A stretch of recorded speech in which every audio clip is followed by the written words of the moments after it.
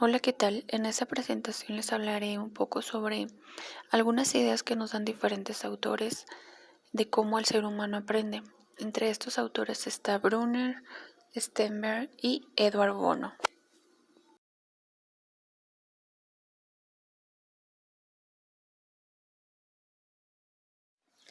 El presente trabajo destaca dos periodos del psicólogo americano Brunner. Una primera coincide con la estancia en Harvard, que es la etapa de la revolución cognitiva, y una segunda con la docencia ejercida en Oxford, llamada etapa de la revolución cultural.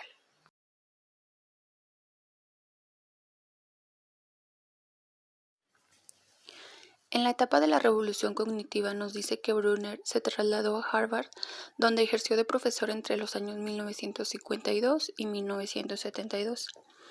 Allí, entre otros trabajos, desarrolló una teoría del aprendizaje, en la que describió el proceso de aprender. Juntamente con Godwin y Austin, estudiaron cómo la inteligencia humana busca clasificar su entorno en clases significativas de hechos, tratando cosas distintas como equivalentes. Según Brunner, nos dice que el aprendizaje se basa en categorizar procesos mediante los cuales simplificamos la interacción con la realidad a partir de la agrupación de objetos, sucesos o conceptos. De igual manera nos dice que es el proceso de categorización o conceptualización. Esto nos dice que es una formación de conceptos y toma de decisiones e inferencia.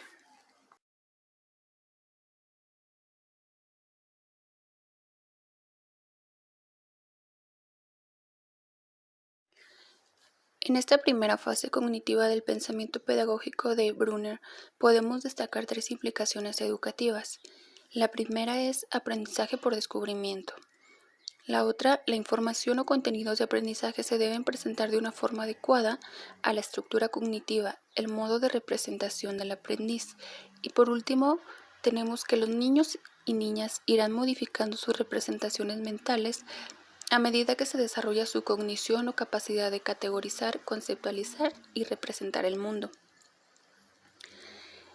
Esto lo que nos quiere decir es que el instructor debe motivar a los estudiantes para que sean ellos mismos los que descubran relaciones entre conceptos y construyan conocimientos.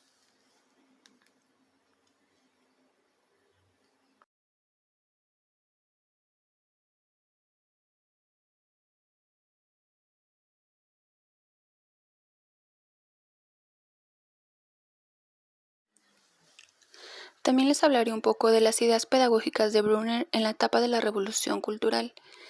En esta nueva visión de la educación no se acentúa el trabajo en solitario de la representación y categorización cognitiva. Al contrario, la educación es un proceso público que consiste en intercambiar, compartir y negociar significados. Nos dice que los andamios o sistemas de ayuda en los procesos de enseñanza son la lectura, la escritura, la notación matemática y el uso del Internet. En este sentido, la mente no se forma de dentro hacia afuera, sino que las prótesis de la cultura nos permiten nuestras capacidades psicológicas, o dicho con otras palabras, nos permite recordar, pensar o intercambiar información.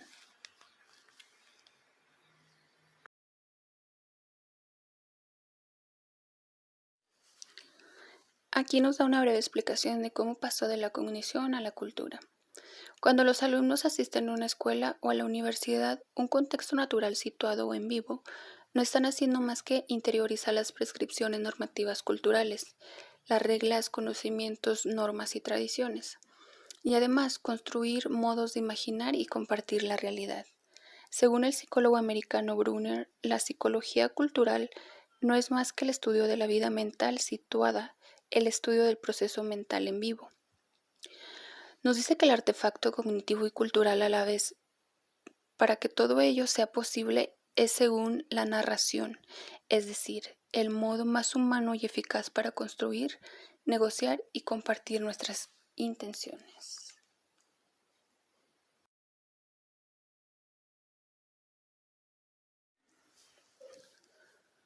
Teoría tárquica de Stenberg. No se puede hablar de inteligencia sin hablar de creatividad.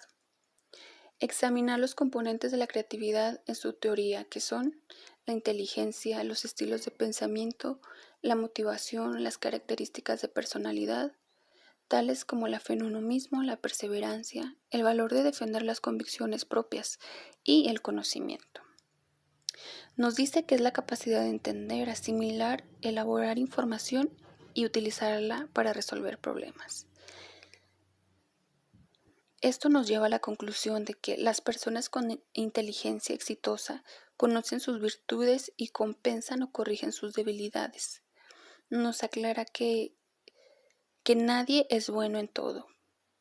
Simplemente tienes que practicar, analizar y sintetizar tus pensamientos.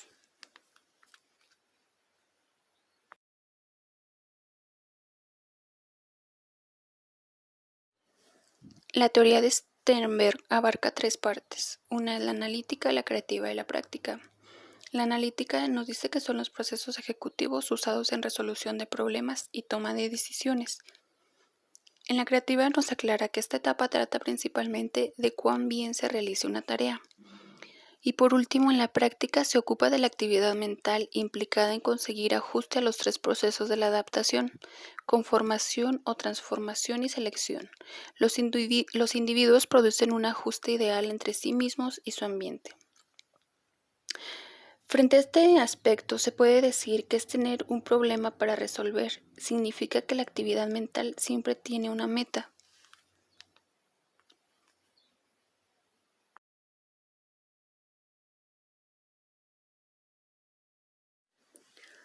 En este tema nos habla mucho sobre las múltiples inteligencias. ¿Y qué es la inteligencia?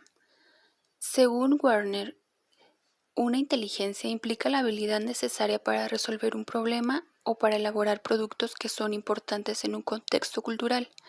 Si nos detenemos a mirar lo que involucra esta concepción de inteligencia para el intelecto humano, podemos observar que es la resolución de problemas, la creación de un producto cultural, inteligencia lingüística, inteligencia musical, inteligencia lógica matemática, inteligencia sinestésico-corporal, inteligencia espacial, inteligencia intrapersonal, inteligencia interpersonal, inteligencia naturalística, inteligencia moral y por último, inteligencia existencial. Una vez ilustrados las implicaciones cognitivas que conlleva el ejercicio de una inteligencia, Werner dice que se puede conocer el mundo de diferentes maneras.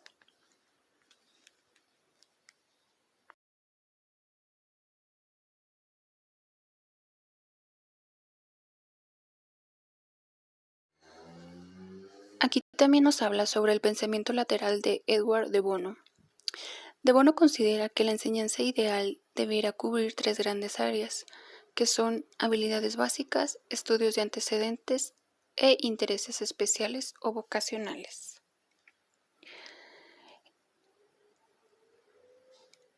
Edward de Bono nos dice que el pensamiento es mucho más que la operación visible de una inteligencia innata. Es una habilidad que se aprende y, en definitiva, que puede ser desarrollada y enseñada. Nos dice que la inteligencia emocional en el ámbito académico tiene mucho que ver con los sentimientos y emociones. La palabra emoción puede definirse como energía en movimiento. Una emoción es un sentimiento intenso, un sentimiento como alegría, dolor o enojo que nos impulsa. La vida adquiere importancia y sabor cuando sentimos emociones.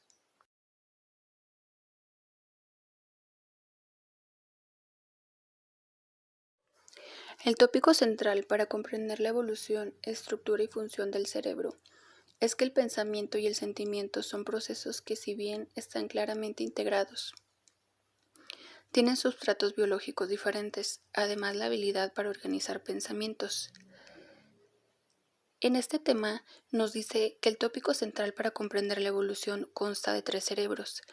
El primer cerebro controla los instintos, los reflejos y el funcionamiento físico básico. El segundo cerebro involucra sentimientos y emociones. Así como el tercer cerebro, algunas veces llamado la corteza, está involucrado con la resolución de problemas, fijación de metas y planeación. Es así como se conforma una estructura y una buena función del cerebro.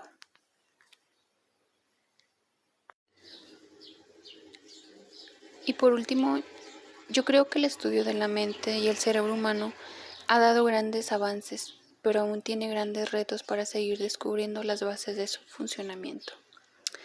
A mí me parecen muy acertadas las ideas pedagógicas de cada uno de nuestros autores, ya que nos hablan de la importancia de tener una vida creativa y motivada, para así tener un mejor funcionamiento intelectual, familiar, es decir, en todos los aspectos de la vida.